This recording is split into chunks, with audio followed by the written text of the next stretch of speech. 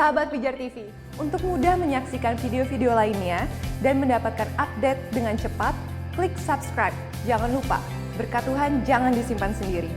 Klik tombol share di bawah dan bagikan video ini ke sebanyak-banyaknya orang yang kamu kenal. Salam terang bagi Indonesia. Salam sejahtera pemirsa. Firman Tuhan mengatakan bahwa kesudahan segala sesuatunya akan tiba ketika Injil disampaikan ke pelosok-pelosok negeri. Dan puji nama Tuhan, Pijar TV diperkenankan Tuhan mengambil bagian untuk menyampaikan kebenaran firman Tuhan, Injil yang luar biasa sampai ke pelosok-pelosok. Dan mengapa kami bisa melakukan demikian? Tidak terlepas dari dukungan Anda, dan diantaranya adalah dukungan dana Anda. Untuk itu jangan pernah ragu, menunjang, menopang pelayanan kami melalui dukungan dana yang Anda bisa berikan. Jangan lupa ada nomor rekening yang selalu kami sampaikan di layar kaca menjadi wadah saluran berkat Anda untuk menopang pelayanan kami. Terima kasih sekali lagi untuk segalanya. Tetaplah setia bersama kami. Tuhan Yesus memberkati. Tadi disebutkan bahwa ada dua konsep tentang Imam Mahdi yang tercantum di dalam hadis, yaitu Imam Mahdi sebagai keturunan dari Muhammad. Yang kedua, Imam Mahdi adalah Al-Masih itu sendiri. Mohon bisa dijelaskan lebih lanjut, Pak. Iya, terima kasih. Ini pertanyaannya kok menjurus kepada Islam. mungkin kita sering sering ditanya soal itu ya. Begini. Saya kira buku-buku tentang peranan Isa dan kedatangannya pada akhir zaman itu banyak sekali beredar. Salah satu itu terjemahan dari ulama klasik ya, ulama kuno yang namanya Jalaluddin As-Suyuti. Itu sudah pernah diterjemahkan oleh penerbit Gunung Agung, judulnya Nuzul Isa pada akhir zaman. Nuzul Isa putra Maryam pada akhir zaman. Nah itu di dalam buku itu juga disebutkan kalau memang lebih penting ya membaca hadisnya langsung saya kira ya. Tapi di buku itu cukup dijelaskan tentang dua pandangan yang mengatakan Isa itu memang hakim yang adil dan Imam Mahdi sekaligus. Tetapi ada yang mengatakan Imam Mahdi itu bukan Isa, tapi orang lain yaitu keturunan Muhammad. Dua-dua hadis dimuat dalam berbagai macam buku yang membahas tentang eskatologi Islam. Buku yang membahas hadis yang membahas tentang Imam Mahdi itu Nabi Isa sendiri itu yang tadi saya baca. Riwayat Ahmad dan juga salah satu hadis yang sangat terkenal dipakai oleh orang-orang Ahmadiyah. La Mahdiya ila Isa bin Maryam. Tidak ada Imam Mahdi kecuali Isa putra Maryam. Itu satu. Nah dalam hadis yang mengatakan Isa Al-Masih itu adalah Imam Mahdi sendiri, itu digambarkan dalam hadis pada saat akhir zaman Nabi Isa itu turun di Menara Putih Damaskus, umat Islam itu sedang sholat subuh. Tiba-tiba Isa masuk ke masjid, itu salah satu gambaran. Ini mengucapkan Assalamualaikum, salamnya dijawab Waalaikumsalam ya Rahullah. Isa dipersilakan untuk memimpin sholat. Lalu Isa mengambil saf di depan dan dia menjadi imam sholat. Tapi bacaannya setelah rukuk itu bukan Sami'allahu liman hamidah Rabbana lakal hamdu diganti. Sami'allahu liman hamidah wa khotallallahu dajjal wa adharal mu'minin. Kiranya Allah mendengar setiap doa, setiap pujian dan segera membunuh dajjal dan memberi kemenangan pada umat beriman. Di situ digambarkan bahwa Isa itu adalah Imam Mahdi itu sendiri. Tetapi di hadis yang mengatakan Isa itu bukan Imam Mahdi tapi keturunan Muhammad, itu ada banyak sekali juga hadisnya. Bahwa Imam Mahdi itu keturunan Nabi sendiri, lalu tidak binasa suatu umat apabila saya di depan, Mahdi di tengah, dan Isa di akhir. Artinya itu menggambarkan akhir zaman setelah syariahnya Muhammad turun, Nabi Isa nanti mimpin sholat pun sesuai dengan ajaran Islam. Nah ini karena memang gambaran tentang Isa pada akhir zaman itu sudah dipahami dalam perspektif teologis Islam. Nah, saya kira itu. Jadi gambarannya ketika Isa disuruh mimpin sholat, kalau versi hadis yang satunya ini, moga-moga saya tidak salah, karena saya juga sebenarnya tidak terlalu peduli, itu kitabnya orang ya. Tapi yang saya baca seperti itu, dikatakan begini, setiap umat Islam adalah imam atas mereka sendiri. Lalu salah seorang dari umat Islam itu memimpin sholat, sementara Isa makmum di belakang. Gambaran-gambaran ini sangat beragam dalam hadis sendiri, jadi tidak satu. Saya kira itu. Artinya tidak ada sebuah kata sepakat di antara mereka ya Pak? Ya Pak ya? Oh, bahkan sekarang ini, bukan sekarang, udah agak lama, tahun 60-an, 70-an mungkin ya. Itu Syekh Al-Azhar pernah mengeluarkan fatwa bahwa bagi seorang muslim tidak wajib beriman pada kedatangan Nabi Isa pada akhir zaman. Kedatangan Isa pada akhir zaman bukan merupakan bagian dari iman orang muslim. Jadi kalau dia tidak percaya itu pun, dia juga tidak kehilangan Islamnya. Itu Syekh Mahmud Soltut dari Al-Azhar. Tapi sebagian besar umat Islam meyakini itu, sekalipun sebetulnya itu sudah dipahami dalam makna teologi Islam. Saya ingin mengutip istilahnya Mun'im Syiri. Islam membangun kristologinya sendiri. Ya, jadi tapi ini pun jadi dibedakan karena masa hadis itu kan setelah zamannya Al-Quran kan. Saya kira itu. Ya, makasih Pak. Bah, pertanyaan tadi yang pertama saya terkait adalah Imam Mahdi. Ya, ini ada pertanyaan kedua masih terkait tentang hal itu. Tetapi ini bicara mengenai Dajjal, Pak. Dajjal di dalam Islam itu akan hadir pada Yaumul Akhir, akhir zaman. Nah, apakah ini juga sama dengan kalau kita orang Kristen ya, konsep orang Kristen menyebutnya sebagai antikristus. Tapi jangan dijawab dulu, Pak. Itu yang pertama. Yang kedua, banyak ini, Pak. Yang kedua adalah mengenai ketika Yaumul Akhir, Yaumul Qiyamah, ketika itu katanya Elia itu akan hadir. Ya, pada akhir zaman itu. Itu apakah sesuai dengan eskatologi Kristen?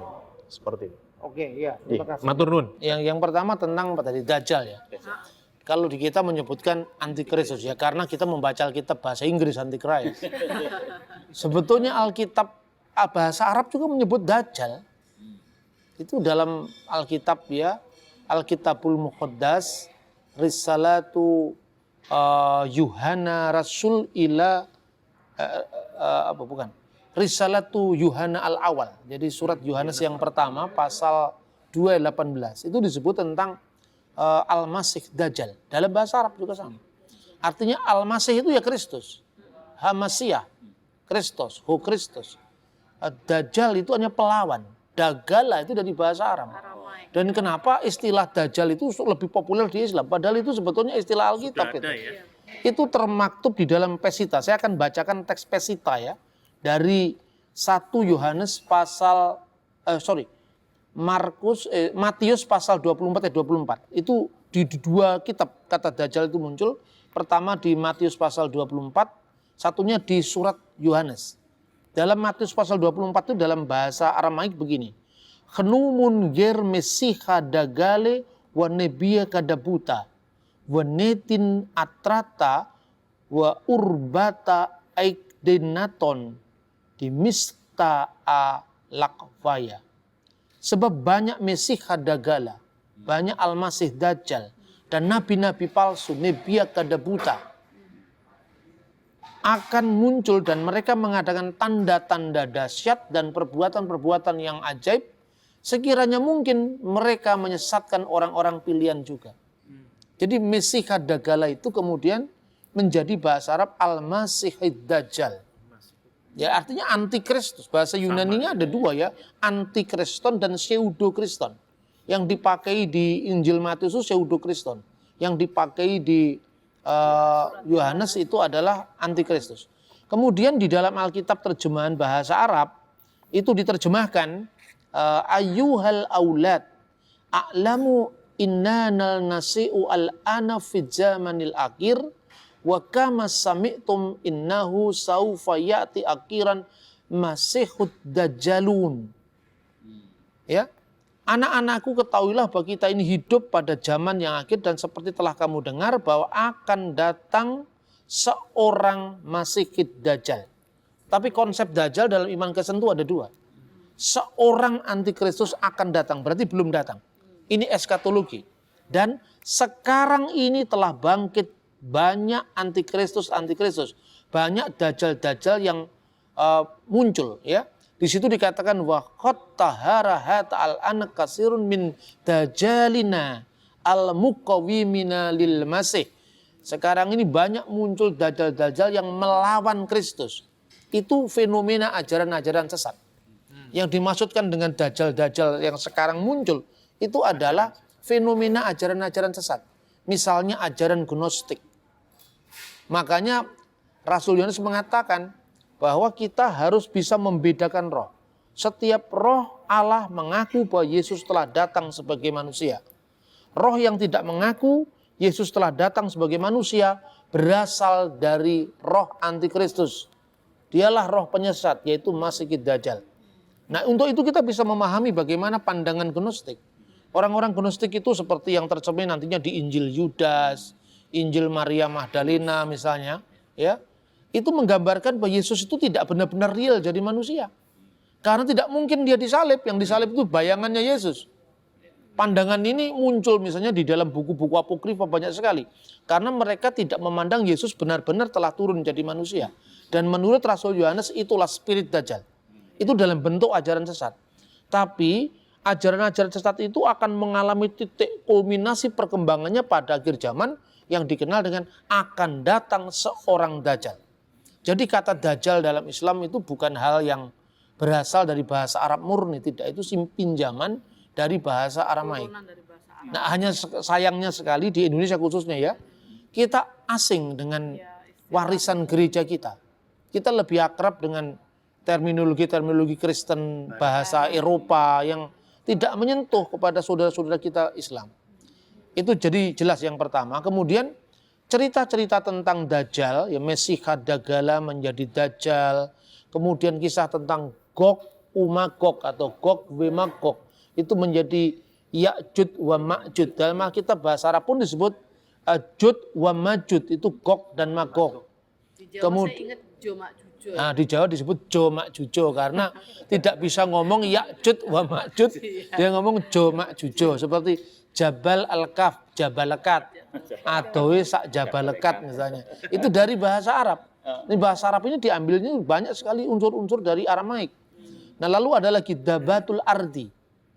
Dabatul Ardi itu adalah binatang yang keluar dari bumi. Itu berasal dari Wahyu pasal 13. Ini dalam eskatologi tentang akhir zaman, tentang hadis itu ya. Terus kemudian kedatangan yang terakhir itu di dalam ramalan Joyoboyo ditambahi lagi dengan Dabatul Ardi Kelabang Kures itu. Kelabang Kures itu bukan dari hadis, itu dari kejawen asli itu ya. Itu pengaruh dari cerita Murwokolo dalam Hinduisme. Murwokolo itu kan kuasa mengancam yang datang sangat mengganggu manusia.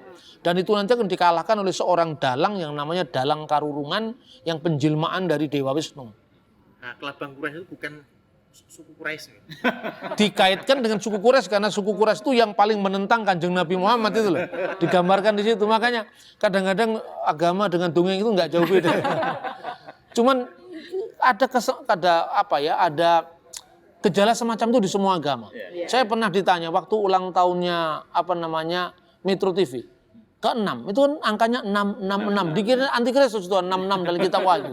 Sangat mudah sekali gitu loh. Karena orang kalau ke Israel tidak melihat peninggalan Petra itu dari suku Nabatean, apa hubungannya dengan kaum Nebayot, kaum Kedar, yang dilihat itu filmnya Indiana Jones. Karena di situ nanti akhir zaman terjadi perang itu loh. Orang lebih suka melihat itu ke depan, tetapi tidak melihat ke belakang dan masa kini. Bagaimana belakang itu munculnya sejumlah teknologi keagamaan itu kan memiliki dalam tanda kutip ideologi tersendiri kan di situ loh. Itu. Kemudian tentang Elia tadi ya. Elia nggak ada dalam ideologi Islam, nggak ada. Yang ada itu di dalam eskatologi Ahmadiyah. Jadi orang Ahmadiyah itu kan mengklaim bahwa Imam Mahdi yang dimaksud itu Isa.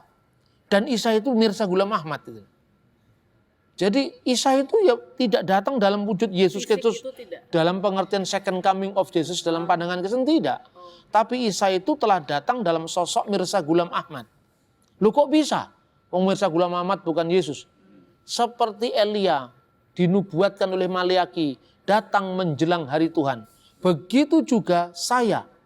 Saya maksudnya Mirza Ghulam Ahmad itu kalau ternyata yang datang bukan Elia, tetapi yang datang adalah Yohanes Pembaptis dalam kuasa dan roh Elia, kan begitu kan? Maka saya pun demikian. Sayalah ini Kristus Muhammadi. Kristus yang Al-Masih Muhammadi. Al-Masih yang lahir dari keturunan Muhammad. Bukan Al-Masih Israeli. Al-Masih Israel itu putranya Maryam. Tapi Al-Masih Muhammadi adalah Al-Masih yang lahir dari keturunan Muhammad. Makanya dia mengatakan, Ana huwa Al-Masihul Mau'ud. Aku inilah Kristus yang dijanjikan. Dan bagaimana Mirza Ghulam Ahmad bukan Yesus kok Yesus? Elia kan nggak benar-benar datang, yang datang kan kuasa dalam roh Elia. Begitu juga seperti Maleaki menubuatkan. Ternyata yang datang bukan Elia, tapi Yohanes Pembaptis dalam kuasa dan roh Elia. Begitu juga kalau Yesus akan datang pada akhir zaman, dia tidak datang sebagai sosok semula, sebagai anaknya Maryam, tetapi sebagai saya yang datang dalam kuasa dan roh Yesus Kristus. Itu dalam pandangan Ahmadiyah. Makanya Elia mendapatkan tempat yang penting di dalam eskatologi Ahmadiyah. Dan hadis yang mengatakan tidak ada Mahdi kecuali Isa putra Maryam, itu dipahami lah, bener kan? Mahdinya itu ya Mirza Ghulam Ahmad itu. Mahdi sama dengan hakim yang adil. Apa tugasnya hakim yang adil? Isa akan datang sebagai hakim yang adil. Bahkan mengutip sumpahnya Nabi Muhammad. Wallati nafsi biyadihi. Demi Allah yang jiwaku ada dalam genggaman tangannya. Ditekankan itu Isa Al-Masih itu akan datang, Isa putra Maryam akan datang sebagai Imam Mahdi. Fayaksiras salib, dan dia akan memecahkan salib. Memecahkan salib itu adalah dia akan mengkoreksi, meluruskan, membenarkan kesalahan-kesalahan iman Kristen. Maka jangan sampai salah, dulu ada isu katanya pembaptisan Ahmadiyah besar-besaran karena orang kesenannya nggak ngerti itu. Nggak mungkin itu, karena orang-orang Ahmadiyah tidak pernah punya okultisme, nggak ada itu. Saya paham betul dengan ajaran Ahmadiyah karena banyak sahabat saya orang Ahmadiyah. Dan dia menurut saya ya menjauhi segala macam okultisme. Dan menurut cerita-cerita yang pernah beredar itu katanya ratusan bahkan ribuan orang itu para gembel-gembel itu yang dibaptis sama orang Kristen itu. Habis itu dilepas lagi gitu. Ini kadang-kadang kita itu menjadi sasaran karena kita tidak punya pengetahuan. Tapi kita ini begitu semangatnya mengabarkan Injil tanpa kita mengetahui siapa audien kita ini. Setiap agama kan memiliki tugas dakwah. Islam juga punya tugas dakwah. Kristen juga punya tugas pengabaran Injil. Tapi rule of the game-nya harus jelas. Supaya kesatuan kita sebagai bangsa ini tidak cedera hanya gara-gara setiap agama memiliki misi-misi atau sending-sending yang menurut saya kadang-kadang nabrak rambu-rambu kebersamaan, nabrak rambu-rambu toleransi yang sudah kita bangun dengan susah payah ini. Bolehlah kita menjadi seorang Kristen yang 100%, tapi jadilah orang Indonesia yang 100%. Ya, saya kira itu. Ini penting sekali menjadi rambu-rambu kita di dalam kita berdialog antar agama. Makanya sekalipun saya mengutip hadis, mengutip Quran, saya tidak mencari pembenaran iman Kristen dari kitab sucinya orang lain. Tetapi saya wajib harus berbicara ketika iman kita disalahpahami atau dimengerti dalam perspektif yang bukan perspektif kita. Yang kita lakukan itu bukan mencari pembenaran dari agama lain, tetapi meluruskan kesalahpahaman. Syukur-syukur kalau kita bisa melakukan dialog teologis yang benar-benar sehat, bisa dipertanggungjawabkan secara ilmiah, ramah secara budaya, dan aman secara hukum. Saya kira itu yang bisa saya sampaikan. Kiranya bahasan kita ini menginspirasi kita untuk kita semakin mendalami iman kita, menggali dan menggali lagi, tapi tanpa kehilangan kepekaan terhadap semangat kemajemukan, semangat menghargai nilai-nilai yang dijunjung tinggi orang lain dalam bingkai Bhinneka Tunggal Ika. Saya kira itu. Terima kasih. Terima kasih, Bah. Terima kasih teman-teman yang juga sudah setia kita senantiasa berdiskusi dengan Mbak Banur, sehingga apa yang selama ini menjadi pertanyaan baik kita maupun saudara saudara kita di luar sana sudah paling tidak kita mendapatkan jawaban-jawaban, karena kita juga punya hak untuk menggunakan hak jawab kita ketika kita disalahfahami oleh mereka. Tapi poin dari semua itu adalah kita tidak boleh melepaskan teks dari konteks. Begitu ya, Bah? Dan lebih-lebih kalau kita menguasai bahasa asli kitab suci mungkin ya, itu akan lebih membantu kita untuk memahami iman kita. Terima kasih saudara, dan kita akan berjumpa di lain waktu. Tapi seperti yang sering saya sampaikan, silahkan saudara yang ingin menyampaikan pertanyaan-pertanyaan bisa menuliskan SMS melalui nomor SMS yang tertera di layar kaca saudara. Kita akan senang hati untuk memberikan jawaban-jawabannya. Sampai jumpa di diskusi-diskusi selanjutnya. Shalom Aleichem, Besem Hamasiyah.